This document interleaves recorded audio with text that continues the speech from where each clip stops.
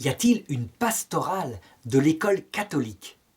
L'école catholique, ça a été quelque chose qui a été fondé dans l'Église depuis très longtemps.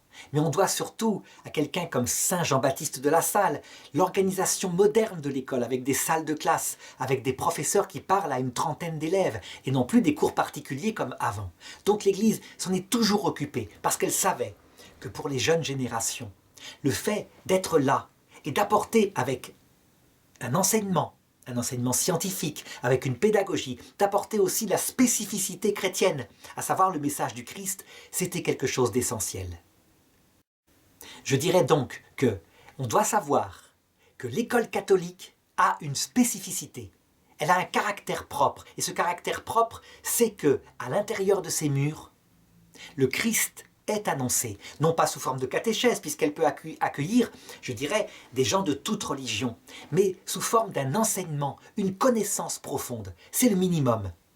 Si cette spécificité disparaît, évidemment, l'école catholique devient une école comme les autres écoles.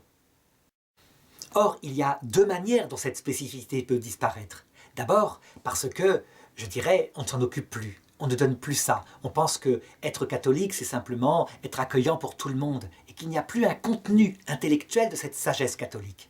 L'autre façon, c'est de croire que cette sagesse catholique, c'est identique à la sagesse du monde, faire des citoyens, construire des hommes debout, etc. Donc laïciser les choses. Dans tous les cas, l'école perd sa spécificité. Alors, qu'en est-il maintenant, je dirais, de ce qui concerne la catéchèse? Ça veut dire, cette fois, je dirais, une conviction intérieure. Et d'autre part, les sacrements, la prière dans l'école catholique. Je dirais que ça, c'est le but ultime, faire découvrir la personne du Christ. Mais que ce but ultime, dans le monde actuel, qui n'est plus entièrement catholique, ce but ultime ne peut être que proposé. À la différence de l'enseignement de la religion, qui lui peut concerner tout le monde parce que c'est de toute façon une culture. On doit à certains évêques, comme Monseigneur Cathenose en France, évêque d'Avignon, cette volonté de redonner à l'école son caractère spécifique. Donc que les directeurs ne perdent pas leur mission, qui est une mission finalement de curé de paroisse. C'est une mission pastorale.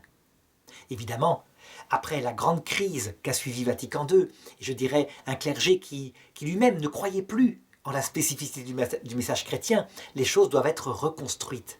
Eh bien, elles devront l'être. Et ça, c'est une pastorale.